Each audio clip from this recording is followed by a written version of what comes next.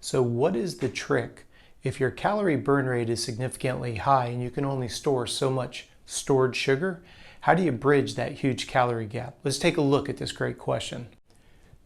I've spoken many times about the benefit of aerobic training. We talked about the idea that when it comes to reducing the overall stress on the human body, training at an aerobic level is a preferred way of training for the human body. It's less stressful, produces less oxidative stress. It puts less and less strain on the adrenal system. If you haven't gone and listened to any of my previous videos, you might want to go back and do so.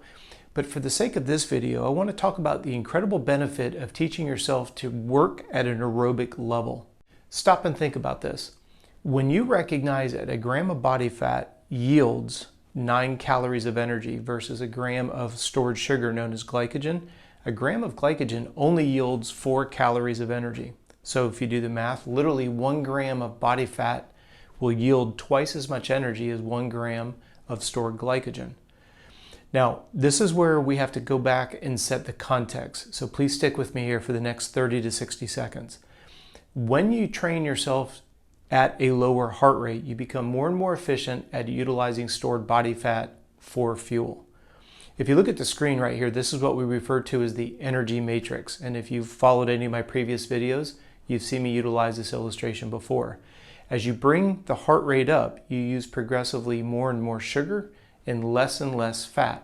There's always a mixture of the two. Please don't think that they ever run completely independent of one another. When you bring the intensity down, you leverage a higher percentage of stored body fat and less stored sugar. Now, why is this so incredibly important? Well, the average human being can store about 60 minutes of stored glycogen in the body. You store glycogen in your liver and your muscles. So obviously that's a relatively limited amount of energy that you have to utilize in training and or racing. Now, when you look at the idea of teaching yourself to go fast at an aerobic level, I think you quickly see the benefit on both sides of the coin. When you're training and racing at a lower heart rate, you're using less and less stored sugar, more and more stored fat. This is why I'm such a big advocate for you having a very established strength base as well as a big aerobic engine. It literally becomes easy to go fast. You just think about an automobile. The bigger the engine, the easier it is to go fast. So what your goal is that your 80 to 85% effort ends up becoming your competitor's 95 to 100% effort. Now, is this something that you can develop overnight? No. It takes a minimum of 6 months to build both a strength base and an aerobic engine. This is where periodization comes in and is significantly important. For those of you who have a long race season, this is where we get into how do we break up the season to make sure that you come into the season as strong as possible. And we have a saying in the physiology world, it's better to come into a race season 1% undertrained versus 1% overtrained.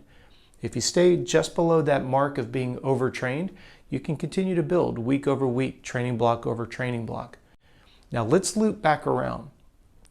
When you teach yourself to burn fat as a predominant fuel source, I want you to go back and look at how many calories you're burning on some of these big days. When you start getting into the 5,000 calorie burn days, it becomes even more important that you're an aerobic machine. Because what you're able to do is you have an unlimited amount of stored body fat. You have a very limited amount of stored sugar. So very quickly you can see as you train with a heart rate monitor using accurate heart rate zones. If you're new to the channel, please go to our description box. On our resource page there we have a heart rate spreadsheet that you guys can utilize. You only need 2 numbers.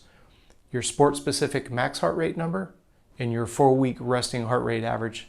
Plug those 2 numbers in and it'll auto-populate all 5 of the energy systems that we recommend you train with. This will make sure that when you're in zone 2, it's an accurate number. And what we mean by that is you want to stay below the top number in zone 2 to make sure that you're utilizing stored body fat and enhancing the aerobic engine.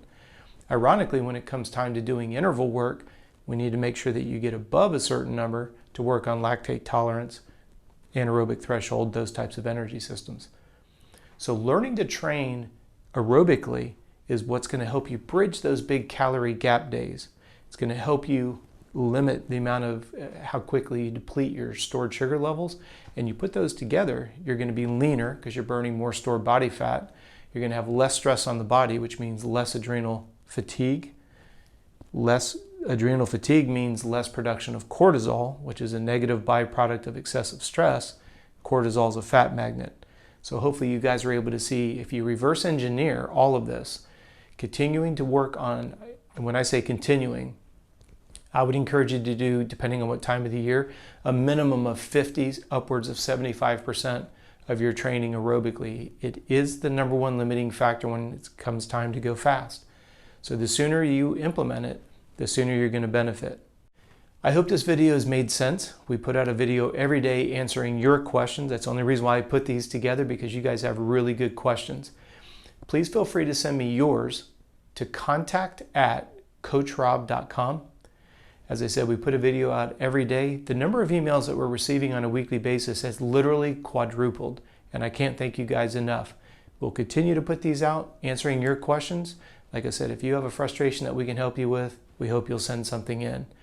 If you're new to the channel, please do me a favor, like, subscribe, and turn on the notifications. We want to make sure that you don't miss a video. Thank you for your time today, and we certainly look forward to seeing you tomorrow.